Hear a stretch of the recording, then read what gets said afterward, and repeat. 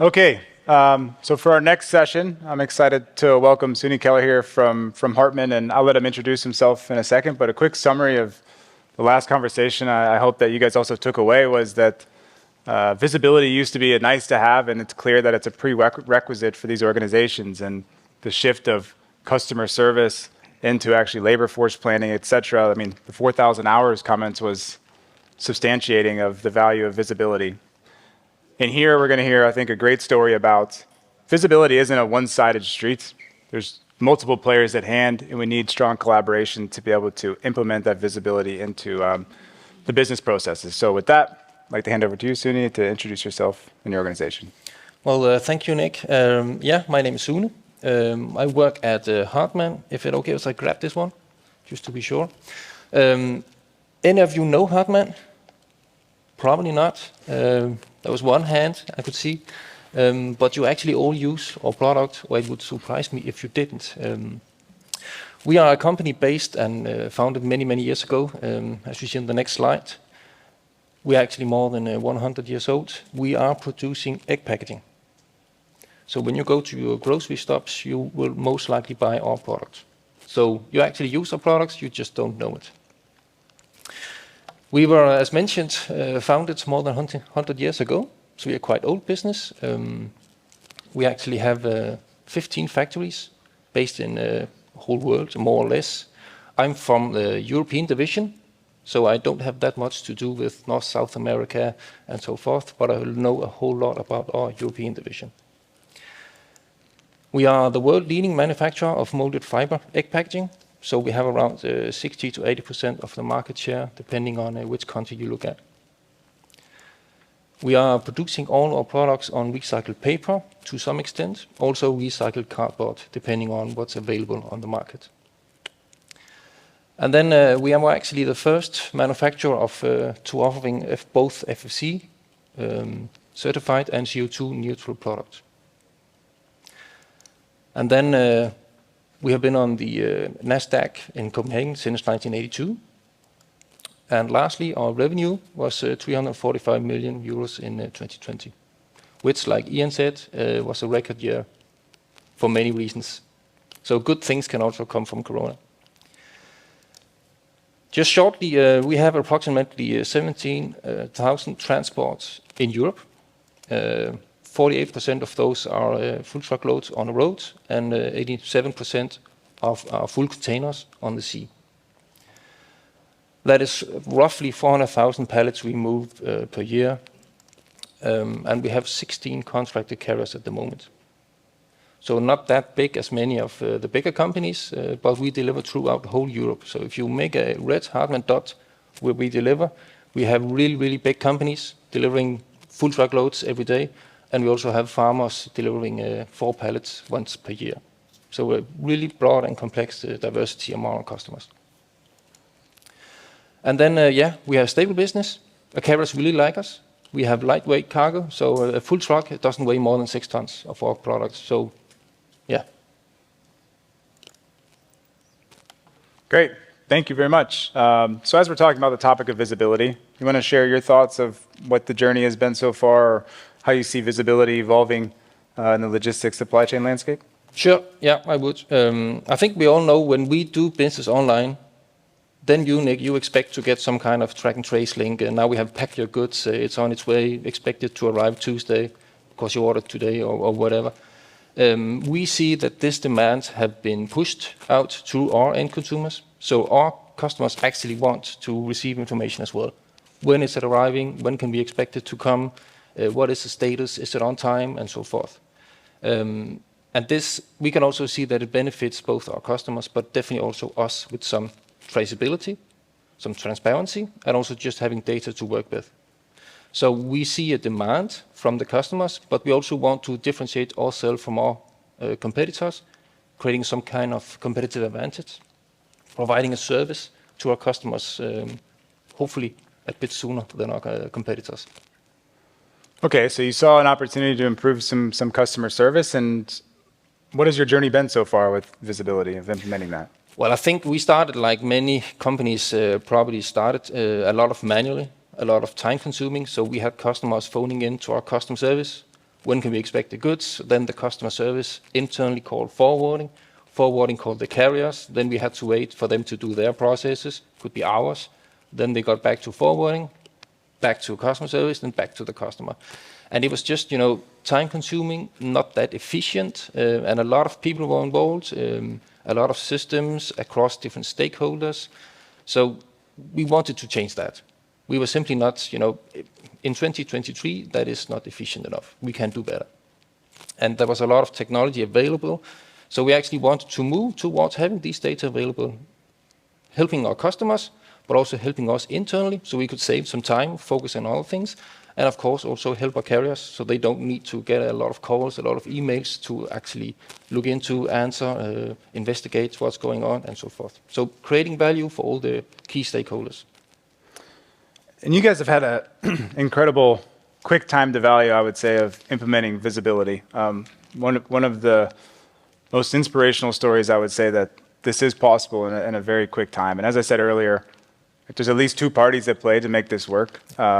So where are you at on your journey so far, and what do you think went into that? Well, I think when we started with working into a new TMS system and looking into Transporeon, we were also upfront with our carriers. We just were talking and finishing up a tender. So mentioning to them there will be a new TMS software, and we want to provide new services to our customers. So that we were open, honest about.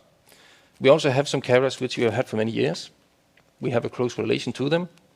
So it was easier to get those on board, convincing them that here's a benefit for all of us. And then we also had some carriers where, like Ian so bluntly put it, we need to work a bit more, put a bit more effort in convincing them that there's actually a system that not only will benefit us, but actually will benefit them as well. So I think just being honest and open with our carriers, convincing them that this is something we want right now, we will be pushing more and more for it. There will come more and more, and likely our competitors will come as well, because we start to offer this. So they might as well be on the first train instead of jumping on the last. Okay, and I said I mentioned you guys are pretty far along in such a short time so far, but how do you see the next steps in your organization of leveraging this visibility? Yeah. I think in the previous interview, there's a lot of good things with this visibility, a lot of traceability, transparency, just having the data available. And of course we want to, you all say that we actually really fast in pacing up the amount of coverage we have, the amount of traceability, where we think, yes, but we're only halfway, we really still want to push a lot, because we also see the benefits in this. So besides just pushing up the coverage on the roads, we also want to look into what is the options for sea freight. Can we do something to get some coverage there at all? That has not been in a focus so far, but we can definitely see the benefits there as well, because the goods are a long way, so to say. It's a long time period. So we actually want just to develop even more on increasing the coverage. But I think also one of the interesting aspects about the whole traceability and having the coverage is you get a lot of data. Now I know you also a tech company, you also live off data, but we also need to do that. We need to start analyzing where do we deliver on time, what is the transit times, are we off or are we on with our master data and a setup in our ERP system, how is our carriers actually performing. So just being or having new opportunities to talk on a more constructive way based on facts and data instead of, gut feeling it doesn't work that well with you as a carrier. But we can see here there are data, facts, and there are some opportunities to improve. And also just sharing best practice. Where is it actually going really well? What are they doing? Can we copy that to other carriers or other processes as well? Well, I loved when you said you think we're doing great, but you're one of these other organizations that never settle. You've achieved a lot, but there's still so much room to go there. And how has that collaboration been with carriers? How did you get them to buy in with you? You mentioned that you have a small set of carriers. Some of them have been long-term partners, but what other type of opportunities have you been able to leverage with these carriers to work with you? I think the biggest win have actually been that priorly, as mentioned in the beginning, we had a lot of manual processes, phoning, calling our carrier saying, what is the status? When can we expect this to arrive? We had a previous system we also worked with, booking through that. That was not optimal, or let me put it another way, we got a better solution with Transporeon. So they also now get better bookings.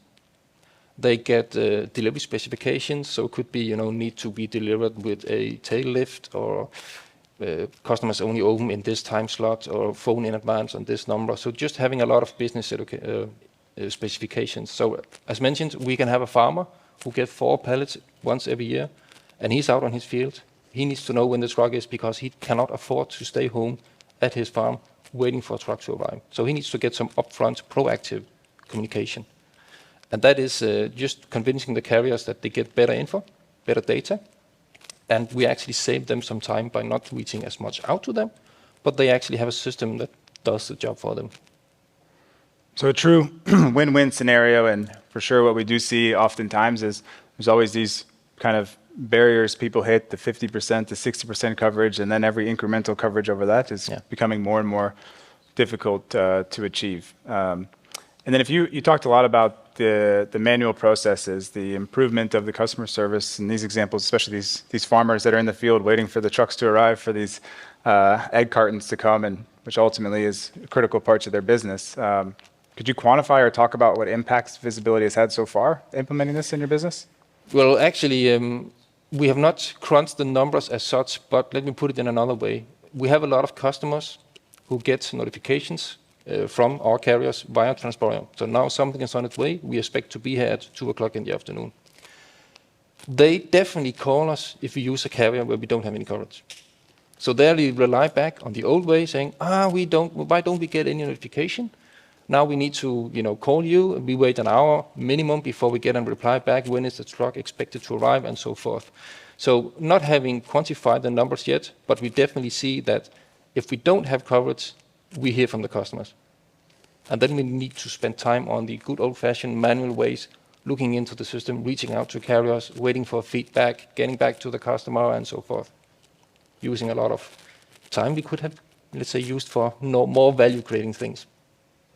Great. And so I wanted to also let you maybe some thoughts or best practices or lessons learned so far of implementing the solution, maybe for the audience to hear. And I think what was mentioned earlier too, maybe not make the same mistakes, or maybe just implement similar things that you did to lead to the success.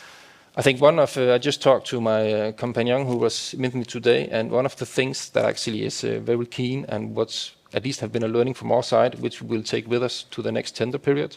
If we need to onboard new carriers, I think do not minimize, or be careful not to emphasize or use more focus on actually just training the carriers, because many of them, they actually want to use a system. Here's a system, provide it to them to make their day easier, but they are just unsure about how to use it.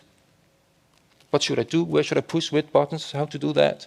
So, reach out to them, tell them that there are support available at Transporeon. There are different webinars, videos they can go in, look into.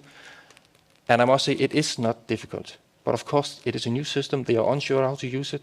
But it is, really intuitive to use. But they just need to, tell them, train, look into the system. Don't be afraid of it. Okay. And any final thoughts before we open up to Q&A to the audience? No, I think, as mentioned, we have been using Transporeon for 9.5 months. We started beginning of this year, went live in December, making the new bookings for this year in Transporeon. It has been a fun journey, also tough, especially during the implementation, as it always is with big IT projects, but also really learning new things, getting some knowledge, experience. And I can only recommend looking into a system such as Transporeon. I think we are using maybe 2 or 3 modules. There are a lot of things that we definitely see some benefits in looking into other modules. So I think we're only getting started. So I really look forward to the next 2 years as well. Great. Thanks so much. So we want to open up also to all of you. I mean, here we have an opportunity to ask questions to an organization that's fairly new to the platform, just recently went through the trials and tribulations of implementing visibility, and especially around this collaboration with carriers. I mean, we do hear often that there's sometimes pushback with carriers. Suni made a great point about support resources, because often we do find that carriers want to support their shipper customers or retail customers they may have. It's just a question of how do we do it. So any questions from the audience we want to ask? Hello, my name is Gerd Bittner from Meilenhof. Soon I was very interested to actually listen to your presentation and the experience you did. I just started my journey with Transporeon 2-3 months ago. We were running a procurement tender, freight tender. And sorry, Nick, allow me to be a little bit challenging about the questions. Great. I have to zoom. What have been the top 2-3 things you were very happy with Transporeon? And what are the 2-3 things where I say that could have been even better? Yeah. Well, I think, let me put it in 2 focus areas. One thing is the project itself, implementing it. Of course, there's a lot of learnings looking back in the hindsight. What did we actually do and what could we improve, doing it even better? And there, I must say, there was a lot of good, constructive technical assistance from Transporeon. Looking back at ourselves within Hartmann, we could have done a better job to have an even more smooth transition and implementation phase. So I think that is one key thing, having correct master data, being aware of, what is it actually we want to send to Transporeon and out to the carriers, and just making sure that is actually valid and up-to-date data you have. That is one key take, bring that with you. Use and make sure you have the correct master data. Then as I spoke to Tesh about, who's my key account manager for Hartmann, your level of support, the first level support, it's a bit, standard answers and so forth. But once you escalate and get up to level 2 or something like that, it goes smoothly. But, it's like when you reach out to IT, have you tried to restart? And in many cases, when we create a ticket, we have tried the basic stuff. But besides that, I don't think there are that many negative parts from our side.